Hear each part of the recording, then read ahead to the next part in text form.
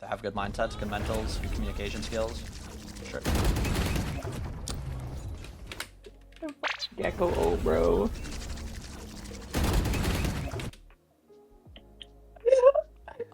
Oh my god. What in the fuck? Are you surprised we won this game? No, I just really hope you take this experience to heart, because Because they're those terrible. are they're terrible, and these are the people you're scared of throwing their elo and playing with / against. Damn, we just lost an op duel. My jet sucks. Unlucky. Yeah, I think our jet only ever lost op duels. That's awesome. And we lost the ISO duel. But the important thing that I want you to take about this is there's no reason for you to be worried, right? Because now that we're looking at this, you're seeing all your teammates, right? And they're shit too. Agreed? Like, they're not good. So that also means the enemies aren't good, which means there's nothing for you to be nervous about when you queue comp, right? Now that you're kind of seeing it, it's like, why would I be nervous? I mean, all these guys are shit too, so why should I be nervous, right? Even if I'm shit, who cares? We're all just a bunch of shit. And when you realize nobody's good, you realize everyone's trying to improve, all of a sudden it becomes a lot easier to hit the Q button. If you're enjoying the content, feel free to join my Discord server, linked below. This is where you can win a free coaching session for yourself, or you can subscribe and get a bunch of other benefits, like the ability to watch every single coaching session I've ever done. You can get your tracker reviewed live on stream, or you can sit in with me while I break down pro players' gameplay and explain why they do the things that they do. Or maybe you just want to enter sub wars and destroy some of my other subscribers live on stream. Anyways, enough selling out. Have a good one. Once again, you're sitting B, not really sure what you want to accomplish. Or maybe it's not even sure that you want to accomplish. Do you know what the phrase neutral space means? It's just space that either team can really take. What do you mean by this space that either team can take? Like, nobody really owns it at the start. It's space either team kind of has the ability to encroach on. I'd say it's not like the initial site itself. I'd say it's like in that main area. Yeah. Like on B, it's just that doorway into site. Yeah. That's like neutral space. 100%. So you're right. Within reason, right? You're right. Neutral space, by definition, is the area that is in between the two spawn barriers. So it's here, like look at the spawn barriers. So when you look at the spawn barriers, I was Xing the spawn barriers. I don't know why I did that, but I can just draw a little outline for you. Generally speaking, this is the neutral space. It's area that is not inherently given to attackers or defenders. Now, as a defender or an attacker, you want to go ahead and look for either information or fight along this neutral space and not give it to them. Now pay attention to you, on the other hand. You are sitting right here. Are you contesting any neutral space whatsoever? No. Are you getting information on any neutral space whatsoever? Not at all. Exactly, right? So this means that it's a lot easier for the enemy team to work the map, and they don't feel as much pressure. They can walk up front B with zero stress whatsoever, which is something that we don't want them to be able to do, right? It's something we don't enjoy. It's something we don't like. Now, obviously, there are multiple different ways to play this.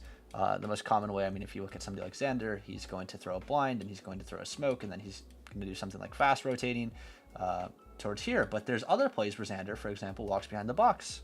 He's like the average smokes player that I tell people to watch. Of course, he's very solid, very fundamentally solid, very easy to learn from. So, you know, sometimes he'll walk to the front box. Sometimes he'll jiggle fight front B. Sometimes he'll go mound, and he'll fight C with his blind. He'll fight C with his one way, right? He can test neutral space even as a smoke agent. So here, you're giving up all the neutral space, and I think that's very important to understand because it will allow you to make more initiatives as to why you're making a decision, right? Like, oh, well, I want to contest this A neutral space, so that's why I'm playing on the A side of the map. It gives you that validation or that reason that you aren't making a silly play. For time. Calm aimer from Turkey. As for the smoke that you're throwing, can I ask you why you throw it like that? I think it was literally just something I'd seen before, and I had thought that it was like a kind of one way to work off of, but I guess I never really took the time to research it, I guess, see if it was actually good. Because I know that one on the rubble, like on the left side, is actually good. One on the rubble the left side? Oh, this one way? Yeah, like on the corner side. Yeah, it's pretty good. So whenever you use a piece of utility, you kind of have to think, like, why am I doing it? And if you thought this was a one-way, of course, maybe go look at it. It's not, right? I understand why people would naturally assume this smoke is okay. The reason why is because it prevents this jump up. It prevents the fight up here. That's what I believe most people would come to the conclusion of, which is logical. But if your team's fighting A, it's best to smoke here. But on top of this, right, understanding the purpose behind each piece of utility you throw is super valuable. So when I look at the smoke and I notice none of my team is actually fighting the A side of the map, I wouldn't really want to drop a smoke here because there's nobody here to even capitalize off of it. So That's what I'm thinking immediately. You want to Okay. make sure that every piece of utility you throw has some form of value, or somebody's going to be playing around it in some way. But yeah. Could you, any chance, expand on why the smoke near root is better and not the one flush with the door to the lobby? Near root? Do you call this root? Is that what people call this shit? I don't fucking know what I call this. I don't call know it right either. side main. But if you're asking a comparison between these two smokes, basically what happens is if your teammate goes to rubble side, let's say your Raze satchel's over here, right, and Raze wants to look in and take this fight, if somebody leaves the doorway and takes a fight from here, you can not support them as a player that's over here, as a player that's over here, as a player that's even over here. It's very difficult to support this fight on a player that's tucked on here, essentially isolating a 1v1 onto your Raze if your Raze decides they want to peek in and fight on this angle. So it essentially eliminates this angle from the fight, and it's really bad. Where comparisonly, if you throw this flushed out like this, when they run out of smoke, your Clove can be here, taking this line. Wow, that was a curved line. I thought that was going to be a straight line. Taking this line, while your Raze can stand over here and taking this line, and similarly taking the similar concept. Now, this map isn't drawn 1-to-1, by the way, so it doesn't look the greatest. But yeah, that's just all I need you to know. That's basically why. Is this me? Does this have crazy mechs for a gold player? I'm gonna be honest. This person just has a really bad psychological block, and they're probably not like their true skill level. If the psychological block was gone, is probably not gold. Truthfully, and they have been I platinum. think before. I overheated here. Yeah. I was like trying to find somebody else, and I got unlucky. Yeah, so here you look for the fight, you get the kill. Perfect. 4v2. 4v2 basically states that you're supposed to look for somebody to regroup with if possible and look for the fight. Here, though, because we have bomb, I probably would have sat here and juggled on this B main angle and waited for my Gecko to rotate to me, getting information along the B area. You swinging like this with your Clove overheal popped, or if you would have popped your overheal, then I would have said, okay, well, we're swinging with the movement speed boost and you want to look for the fight, perfectly fine. You know there's a fight coming. So it really just depends. The bigger problem is that you hear this and you immediately try to run forward, right? Like your resolution is like, oh, I hear gunfire here, and you run forward, completely forgetting the fact that somebody could be in this area, and that's why you end up dying. Because somebody can be here. And you just forgot about that, and then I think it was the Phoenix, right? Yeah, the Phoenix just happened to be there. And, I mean, he just gunned you down. But principally speaking, 4v2, is it an overheat? Yes, but there's also another underlying issue with inside of the overheat, where you looked for the extra kill, and it's not just because you died because of the extra kill, you forgot about a key piece of information, which is another reason why you died. Understanding both of those is very important, so. Damn, we just lost an op duel. My Jet sucks, unlucky. Yeah, I think our Jet only ever lost op duels. That's awesome. And we lost the ISO duel. But the important thing that I want you to take about this is there's no reason for you to like be worried, right? Because now that we're looking at this, you're seeing all your teammates, right? And they're too, agreed? Like, they're not good. So that also means the enemies aren't good, which means there's nothing for you to be nervous about when you queue comp, right? Now that you're kind of seeing it, it's like, why would I be nervous? I mean, all these guys are too, so why should I be nervous, right? Even if I'm who cares? We're all just a bunch of And when you realize nobody's good, and you realize everyone's trying to improve, all of a sudden it becomes a lot easier to hit the Q button, right? Everyone stinks, you clear these frauds? Exactly. Chat's got your back, bro. I mean, your biggest struggle is definitely your confidence. Obviously some other things as well. Omen is in the smoke. Yeah, I think I calmed that, and then my teammates kind of ignored it. You're aware of it, and that's what's important here. Yeah, because I'm trying to like find him. Yep. Omen's tag 78. I tag him, and then I just leave because Fair. we're trying to plant. I probably would have just fought the Omen, but there you go. We're hyper calming both flank. So the most important thing into a mid round when you are communicating, right? Obviously is the location of the enemies. I think that's very, very valuable. I like that you're saying that. But what I want you really focusing on, especially inside of your pre-round, is setting up this fight into the mid-round. Do you notice how you're not really doing it? Like you're naturally positioning yourself around your Cypher, but I want you to address how you think the fight should happen, right? Hey, Cypher, can you peek off me? I'm going to hold from backside. Yo, let's double hold tree, right? However you want to fight this is what I want to be set. Does that make sense? That's going to be the more valuable, and that's going to yield you more results. But They W keyed. Here I just whiffed. I'm so sad about it. I did so bad. You want to know why? Because you picked up the Spectre over the Stinger. Who the f uses this weapon? This weapon's never picked it up. This is a terrible weapon. Not actually, but you definitely rushed your fight. That's what actually happened. But it was probably just because I jumped and I was like not ready for the accuracy. Or the accuracy wasn't like reset yet? I think you just Maybe like I'm saw this. coping. No. So what happened is you tried to rush your shot as fast as possible. This is what I mean by you never give yourself the chance to shoot somebody. So you jump up and you instantly start shooting, right? Like pay attention. Your bullet's already coming out of your gun. You haven't process where the gecko is, but you didn't make the micro. Like you didn't adjust it. Always remember crosshair placement or anything along those lines is to make the micro adjustment itself easier. It's not to completely eliminate a micro, which is something so many people struggle with, right? They think, okay, my crosshair placement should eliminate the fact that I have to move my mouse at all. That is not the goal of crosshair placement, because, I mean, obviously an ideal world, but that's not realistic. That's not how it's gonna happen, right? Smallest fluorescent laser. real. Probably shouldn't be crouching there. Is Yeah, that hindsight thing? You can. I mean, that's not a hindsight thing. That's a technique thing. Like you have to remember what hindsight is. Hindsight is the idea of you obtaining information later into the VOD, and then saying, "Oh, this is what I thought it was." So hindsight, for example, was when you were here and you were like, "Well, I thought the omen was here, and because I saw somebody here, then I thought nobody was here." Remember how I said when you walked forward, because you thought somebody was here? That was you using hindsight because you didn't know the individual that was here because it didn't display on the minimap. And you had no idea until afterwards. Gotcha. That's hindsight. Like watching your VOD back and saying, "Oh, I shouldn't be crouching here," it's not hindsight.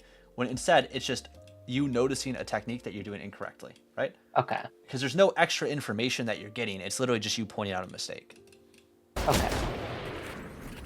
Everyone aims differently though. Make your own aiming style. True. Everyone does aim slightly differently, but that doesn't change the fact that you still need to make micros on every gunfight. You can't just not move your mouse. That's not aiming. There's some people that like to drag, some people like to hold closer to the wall, some people like to try to timing click more. Of course, all of those things are real. I agree. But I think this is just a terrible moment because I think we're trying to rotate through to B and then nobody does anything to do it. yeah, none of you guys take the initiative because you're not sure whether you actually want to do this. You're all looking at this. Especially when the spike goes down like in the front of tree. So here's what I'll say. We all kind of just When you break this door, right? Like when you break this door, what does the enemy team see? they see us flooding into B. Not even flooding into B, but they know that you have the option to now go B. Agreed? Mm-hmm. They now know that you have this option. This is a path you can take, which creates pressure on these players that are playing towards this A side of the site, and one of them might rotate, which also means that you might find a fight of somebody swinging out of A main, right? Something along those lines, which could then give you the option to now hit A, right? So it's about creating the pressure of a rotation rather than actually committing to it. If you want to break this door, break it and make the decision to break it. It's fine, right? But don't hesitate on your decision, because once you hesitate on a decision, there's no way to learn from said decision. Does that make sense? Yeah. So here we're like, I think I did hesitating, should we eventually break the break door? it, but then I assumed we were just going to go B, and then when everybody dies, I double back. Yeah, so you're like, oh, well, I just break it because whatever. So this is like, you eventually break it, but if you would have broke it earlier, they would have never taken these fights in the first place. Does that make sense? Yeah. To have good mindsets, good mentals, good communication skills. Sure. Gecko, oh, bro.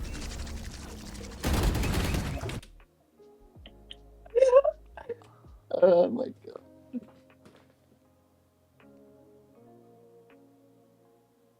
What in the fuck? Are you surprised we won this game? No, I just really hope you take this experience to heart, because Because they're terrible, and these are the people you're scared of throwing their elo and playing with / against. I want you to take this to heart and see all these people who do this, because there's no reason to be scared. Like, they're so bad. Alright. This round was just Like, terrible. look at this omen smoke. Like, look at this omen smoke. Can we see it again? Yeah, I got you.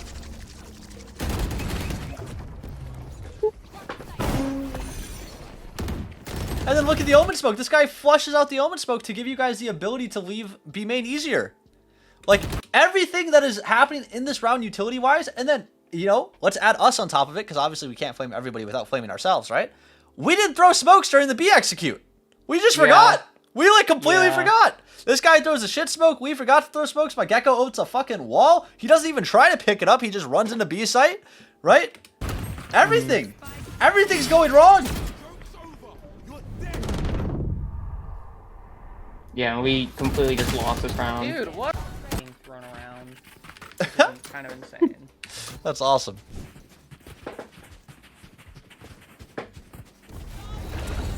Okay, we get the Gecko ult. Phoenix ended up winning this last round. We throw our smokes properly this time. We just take C-site. My Gecko dies. So here's a big piece of advice for you as the person who's going to be the third or fourth in because you're playing Clove. When your Gecko ults on C-site itself, sit here. Sit right here and wait for this door. Because a lot of people try to open this door to kill the Gecko who's ulting. It's always the third or fourth person's job to hold the Gecko who's going to be fifth in. So usually the fourth person to hold the fifth person, or the third person because you only have 4 people here, right? Your two teammates plus a Gecko ult should be able to take the C-site. You should be okay. Got you. So you hold here just to make sure that that door doesn't open. What's up? Yeah, because I think we lose this round anyway. Yeah. So you lose a round. All right, let's see what happens in this 1v3. Let's see what our hero can accomplish. We're looking for the isolated fight. Playing pretty safe because we know. Nice. We look for the guy here. This is good. The guy backs up. I'm guessing this guy could have walked down water here. I feel like he's baiting because somebody's walking close or something. Damn it! I expected him to like back out to try and like jiggle, but that's what a better player would do. I feel like. What do you mean? Instead of just because he just kept swinging out after he. So here's what I'll say. Yeah, you had a prediction about what you thought the enemy team was going to do. You ended up being wrong. What I would say is you have a smoke. Right? So instead of being like, oh, that's what I thought he was going to do, always look at plays and see like, oh, what could I have done? Obviously, don't do that in the moment. Just call that guy a dumbass and move on, right? Like in the moment. But if you're ever watching, right, just look. We have like nearly full util and we still have 50 seconds, right? So what I'm doing here is I'm probably going to actually smoke something like this or smoke something like here. Because if I smoke here, it creates a one-way and I can walk through, right? And it creates pressure on this person. Now, what does this person want to do, right? So it gives you multiple options, which I think is very strong. On top of this, you could have just smoked it normally right here, right? Obviously, it allows us to walk up close. There's a bunch of different options, but also smoking right here, funny enough, allows you to isolate this fight onto the Phoenix. Because you notice how you feel pressured here? Because when you're up top, you're worried about this mound peak, right? Which is why you immediately go to the right. So if you would have thrown this smoke, it creates pressure on both the Phoenix and it creates pressure on the Gecko, right? So it's just something to think about. Always remember, what could I have done better? Here I had a smoke, probably could have thrown it default. It allows me to isolate the fights. Gotcha.